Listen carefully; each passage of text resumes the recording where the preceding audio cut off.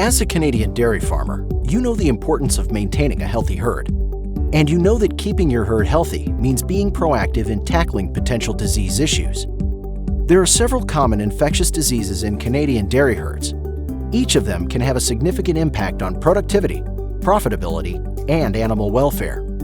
This is why best practice is to do everything you can to prevent these diseases from entering your facilities. Diseases can enter and spread within a dairy farm in many ways. The most common entry point is when you buy an infected cow. In this case, diseases are bought and paid for.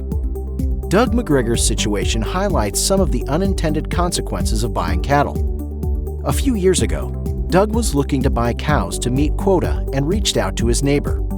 He looked around, but Becky caught his eye as a productive first lactation heifer. He purchased her and brought her into the herd. A few years went by, and although Becky wasn't the best producer, she fit well. One day, Doug found her down in the free stall. He called the vet in, who said she looked a bit thin and had enlarged lymph nodes. She took a blood sample, and turns out she had bovine leukemia virus. Doug had never seen this on his farm, so he decided to test the herd. To his surprise, 30 out of his 150 lactating cows were positive.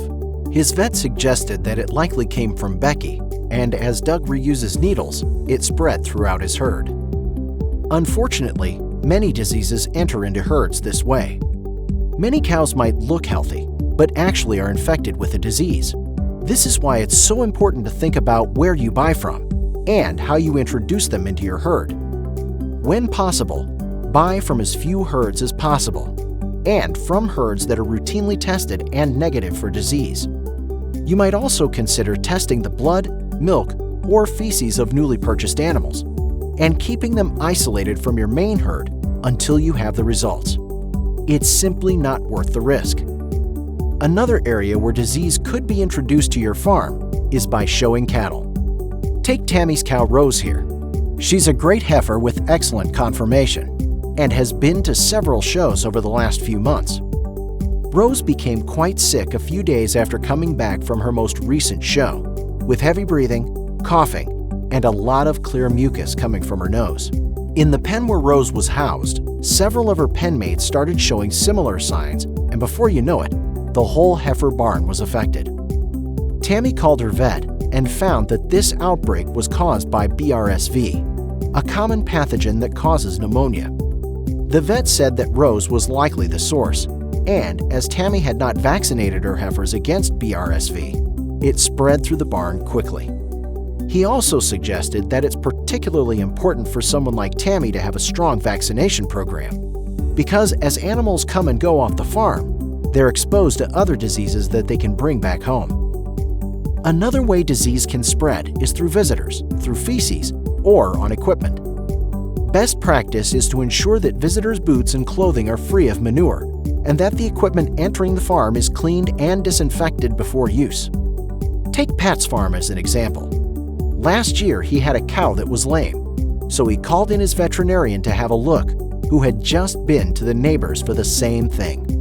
He treated her, but over the next few months, Pat found he was having a lot of lame cows, and his hoof trimmer started wrapping cow's feet, which hadn't occurred before.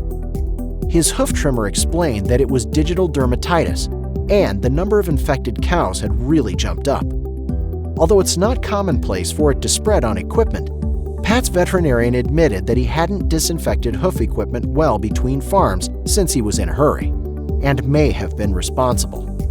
Because of this, Pat, in consultation with his hoof trimmer and new veterinarian, came up with a plan including foot baths and prompt examination of lame cows to help minimize the effect of digital dermatitis. All of these examples highlight how easily it can be for disease to spread between farms and to introduce new diseases into uninfected herds. Prevention is always cheaper in the long run, so focusing on keeping new diseases out of your herd will go a long way to protecting your herd's health and welfare, and your bottom line. Work with your veterinarian and other advisors to create a plan to limit the introduction of diseases onto your herd.